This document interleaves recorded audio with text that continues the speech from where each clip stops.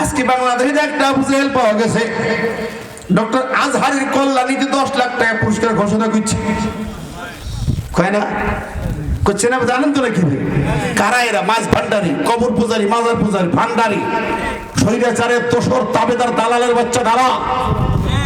তরিকত ফেডারেশনে এরাই আল্লামা সাঈদীর বিরুদ্ধে মামলা করেছিল।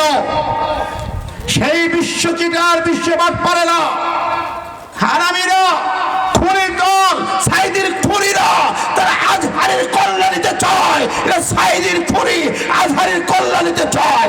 এদের বাংলার জমিন থেকে উৎখাত করা সময়ের দাবি, ঠিক না? ঠিক। আজহারের কল্যাণ হবে, আলেম সমাজ বসে থাকবে না, থাকবে না। তোমাদেরকে চাই শুধু না, ডেকে নেওয়া হবে। আমরা বলেছি বাংলার আলেম সমাজ, আল্লামা মামুনুল হক, কাজী ইব্রাহিম সাহেব, ডক্টর ইনায়েতুল্লাহ আব্বাসী, আল্লামা তারেক মনোয়ার, মিজানুর রহমান আজহারী, মুফতি আমির হামজা, শেখ জামাল উদ্দিন শাহ, যারা আছো এক জায়গায় দাঁড়িয়ে যাও।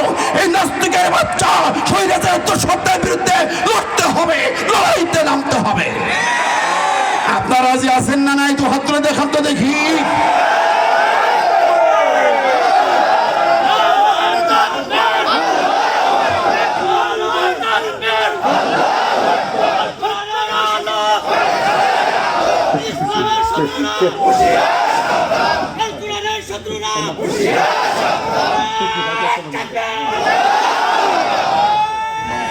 এখন ভুলদারি রাস্তা আজহারী সাহেবের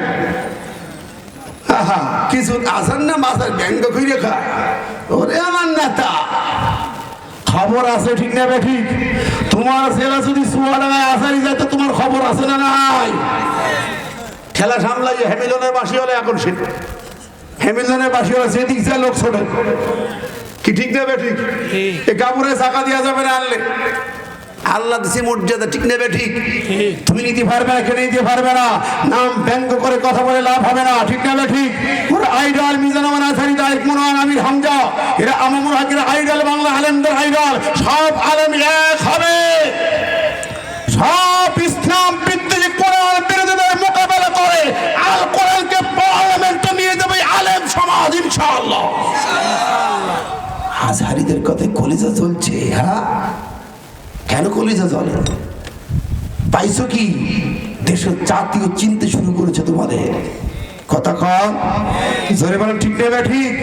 চিনতে শুরু করেছে, আসল চেহারা দেখাচ্ছ, আসল চেহারা দেখাচ্ছ। ইসলামের বিপক্ষে দাঁড়িয়ে আবার তোমার নেতা গতকাল কইছি রাজনীতির সঙ্গে কোরআনের সম্পর্ক নেই। তাহলে বুঝলাম ওই সেকুলারিজম আর তোমরা কোনো পার্থক্য নাই। কথা বলেন, সরে বলেন, ঠিক নেবে? ঠিক। আমার ভাই বন্ধুরা সব তথ্য ফাঁস। হায় হায়, ও এমপি সাহেবরা যারা এখন বড় বড় কথা কইতেছো, তোমরা সারা জীবন তোমরা স্বৈরাচারের বিরুদ্ধে কথা কইছো। তোমাদেরও কত যুদ্ধ অপরাধী তোমাদের দলে আছে।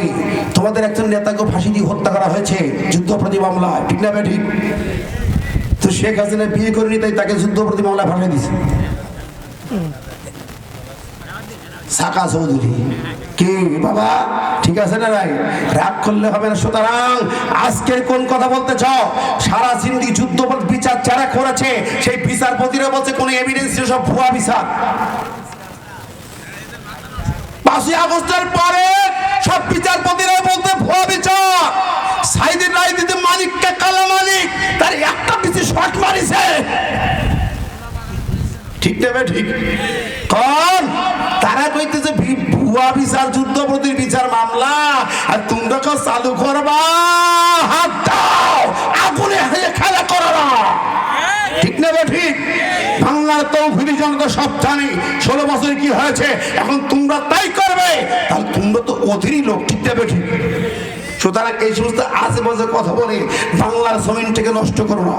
আমরা চাই কোরআনের আলোকিত করতে, এটা এত চলবে কেন? কোরআন কার কালাম? জোরে কোন কার? আরো জোরে বলি কার? অতএব কোরআন দিয়ে সব বিচার হবে।